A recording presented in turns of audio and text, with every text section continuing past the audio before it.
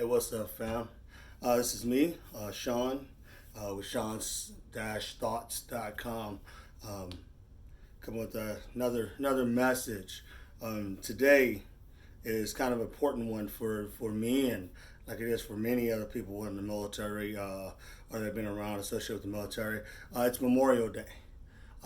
Normally every year on this day and April 1st as well, I write and I talk about two men who are significant in my life, who are significant in what I'm doing now with my life, and that is Master Sergeant Stephen Aukman from the 5th Air Support Operations Squadron out of Fort Lewis, Washington, who was killed in action in 2004 in Iraq, and Specialist Dennis Poulin from the 181st Yankee Division Infantry was killed in a rollover accident in Afghanistan in 2011. These two guys are specific to me because they were part of my unit. My units at the time, my Air Force unit for Master Sergeant Aukman, and my Navy unit with Specialist Poulin, both part of joint operations with the Army as it will. But I'm not going to talk about it. So first of all, I want to thank those guys and everybody that sacrificed themselves for what I get to do. But that brought me to something today, which I'm going to talk to you guys now. I'm going to let people in. I may not be nobody to somebody who's rolling across here. You might be, why am I listening to this guy? Let me explain. I spent 22 years in the military. I've been deployed a ton of times. I've been to 2 active war zones, like I said, Iraq and Afghanistan, but I've been all over the world in a lot of different weird places. And so I had this odd thought, more like a dream, a couple days ago, and I knew that I was going to do something. I wasn't going to be able to write it, so I wanted to kind of speak it, and maybe somebody hears it, somebody understands it. This is not scripted, so I don't know where it's going to go specifically, but and I like to do my talks that way. Because they're raw, and this is kind of one of those raw things that people don't get to see very often, especially from me. So anyway, let me explain this. If you're watching this, a couple days ago, I had a dream, and this may, if you've been to war, you'll understand this for sure. So I had a dream that I didn't make it back from the war. It was vivid. A bullet pierced me, shrapnel pierced me, and I thought about what it would feel like, what it was like, and I was dreaming about what it's like to sit there and take my last breath on a battlefield in front of my battle buddies and the people who are trying to save my life, and I'm sitting there with my uniform cut up and thinking about my family and things like that, my wife and my sons and just my mom and all those things. And I thought about that, and it's vivid. It's such a vivid dream, and I'm thinking, and I know Memorial Day is coming up, and so I'm thinking this, and so here I am picturing myself lying on a field somewhere in some foreign country fighting a war I may or may not believe in, or may or not want to, but I'm there because of my brothers and sisters in arms, and I'll fight for them. But I pictured myself crying. I pictured myself, scared. I pictured my battle buddy being strong, and part of the dream I was with my white brother from another mother, Harry, who's holding my hand, and he's being strong for me. I pictured, so it was vivid, and it was not at the same time. I knew it was a dream. I woke up, I understood it was a dream, but it brought me to a thought. And so I woke up, and it brought me to a thought, and I started thinking about the times we're in right now. And I thought about Memorial Day is going to come up, and people are going to share pictures and memes, and they're going to change their thing, and they're going to say, and I saw people say Memorial Day is for those who have died, and Veterans Day is to celebrate the people who are alive, and we're going to tell people how they're supposed to do this stuff, and they're going to tell people how they're supposed to celebrate, and you're going to see flags on tombstones, and and so then I'm picturing myself again. So I'm awake, but I'm thinking, I'm in a row of white uniform tombstones, and it says Sean L. Brown, either Tech Sergeant, United States Air Force, or it says Petty Officer First Class, United States Navy, and killed in action, or something, and it's just a tombstone with thousands. We have a cemetery here, Retzel Cemetery, Veteran Cemetery, right up from the Retzel home down here in Port Orchard that we drove by, and people put the flags out. And I drove by, and I actually drove by that today, yesterday when they put them up. And actually, I did drive by today, and I see the flags, and people are visiting the flags, and so this memory is in my head. What if I didn't make it? You know what I'm saying? And I asked myself this question. We don't ask ourselves this question as military people. I don't think we ask it in here. I don't think we ask it out here. So I'm going to share this part of me with whoever actually decides to listen to this ramble. We thank people for their sacrifices. We say I thank Dennis and Steve and Master Sergeant Ackman and Specialist Poulin for their sacrifice. And I'll tell you why at the very end of this. I'll tell you why, because I want to end it with them. But I thought about if I had died in a war zone, and I could look down at the world right now, and I could see people thanking me for my sacrifice and my service. I could see people putting my picture up and like I normally do with Poulin and Ackman, and put my picture up, and they share it in my story, and and I go, man. And they say,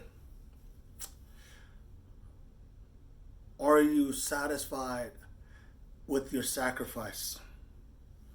Are you, like I signed the check. So many of us do. We signed the check to include our lives. And I was willing to do it. I was willing to do it. I have no regrets about my military career. But this thought came to my head. I wouldn't be proud to have died.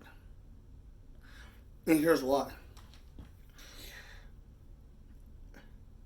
This country, I thought I wouldn't have been proud to die, because we as a nation have taken freedom so far that we have forgotten what freedom actually is. And I'm like, why would I die for that? And again, I'm going to caveat this before somebody gets off on some tangent. I do not regret a single solitary thing I've done, but this is my thoughts today. And as they ring in, I'm watching people hate everybody, each other, and I'll be honest, I'm not a fan of what our leadership is doing now, and no, that's not a representation of America. It's not a representation of anyone who is on either side of the aisle or in the middle. It's just not. But I was like, would I have died for the America today? And then I thought about my community, the part of my community. I'm mostly black, but the African American community. And I thought about the Negro slave, the former slaves, the Negroes as they called them. Military men who fought in the Civil War and who tried to fight, and like a Tuskegee Airmen, all those people who fought and sacrificed so I could be here today, so I can join the military. And I go, I wonder how many of them died, and if they could see today, would they be happy, or would they be satisfied with what they've done? That they gave their lives, their blood, their blood gushed out on the field somewhere for what we have today. And I can't say that I believe they would. I can't say that the people whose coffins got carried would be happy today, because we have forgotten.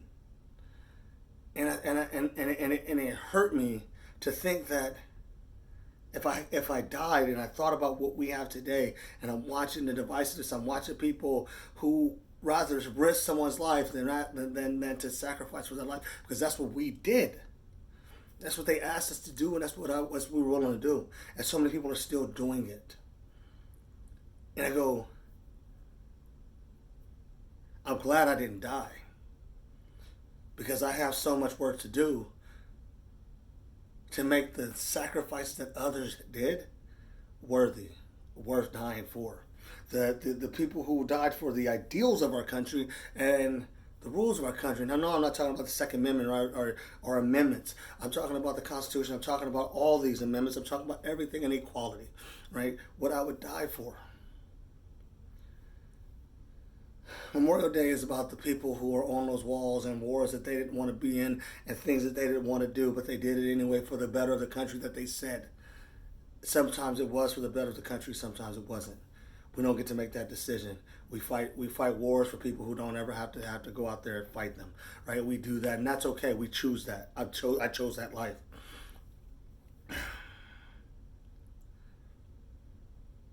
But this Memorial Day, I'm thinking about this, and actually, I'm gonna bring it back to Sergeant Hockman and Specialist Pullen. I'm honest when I say this. If Hockman and Pullen had not died in Iraq and Afghanistan, if I saw them in an airport, I probably wouldn't know who they were. If they said, "Hey, Sergeant Brown, or Elsman Brown, remember me?" It would take me forever. I don't remember a lot of people. I just don't. But they are forever etched in my soul and my spirit and in what I do. I use those guys to try to be a better person, to try to be an understanding person, to try to talk to people and not only share my views but also understand their views and try to come to a place of understanding as opposed to a place of as a place of contention and disagreement and negative disagreement. I'm sitting here on Memorial Day, and I remember these guys. I remember, sitting in my unit, hearing that Sergeant Hockman was killed in action. I remember having to getting a phone call from my lieutenant in Afghanistan saying, "Hey, you got two people coming. One is probably critical. They're keeping him alive just so they can get him to Germany." And watching and getting into the hospital and carrying him onto that helicopter, knowing that he was a dead man and that he was not, the only reason he was alive is because of all the equipment keeping his heart pumping, and the catastrophic brain failure, brain damage. I still remember that night. And so I remember. And so I wrote a book and I write blogs and I share this inspirational stuff and I stay out of this negative thing and I don't get caught up in the hate and the rhetoric of hate that we seem to be so involved in this country that so many fought against for so many years. So many people died. We talk about D-Day, the greatest generation, and so many people died fighting against hate. People didn't make it onto the beach, and I'm just sitting there thinking, all these bodies and all these people who died. There are people who are still missing in Korea and Vietnam, never being repatriated for our country and so many other countries. And it comes back to Sergeant Hockman and especially Pullen. So Memorial Day isn't about just celebrating, and going, "Hey, here's my flag," and "Thank you, veteran, thank you, veteran, for my freedom and land of the greatest country in the world." No, it's not the greatest country in the world. It's a country in a world. And what makes us great is that we cherish the things that we have and we try not to abuse it. We understand it and we nurture it and we care for it. And in order for me to care for it and nurture it, I have to respect it. And in order for me to appreciate the losses of soldiers and airmen and Marines and and seamen, I have to be a better person because I represent this country. And this country isn't black, it isn't white, it isn't Democrat, it isn't Republican, it isn't Army or Navy or Air Force Marines, it isn't any of that thing, it's everything. And so I'm sitting here today thinking about my fallen comrades, and I'm thinking about all the hate that gets spewed, especially from the top of our chain right now. And I ask myself, if I died, not would I be proud of what we are, but would I be proud of what I am? And I can say that, and I say yes, but more importantly, if what I've done since I left the military, since I decided to do something more, since Sergeant Hockman and Specialist Pullen became part of my engine that goes through and I try to carry them forward, if I died, would I be proud of that? And I can honestly say yes. So Memorial Day for me today is to remind myself that their sacrifice only matters if we are not trying to divide ourselves, but trying to find common ground and make ourselves better together, right? It isn't about excluding people, it's about including people and figuring out how we do that, right? Give and take. How do we do that? Our rights are our rights and everybody has them. So if you listen to my ramble, it's 15 minutes. I'm going to stop here in a second. If you listen to my ramble, so you can understand this, and I'm sorry if it's too long for some of you people. I understand that people can't follow. If you lost somebody in a war, whether it's by killed in action or whether it's by their own hand, people commit suicide because of the stuff that gets caught up in here from war zones and all that nonsense that we do. Yes, and I said nonsense.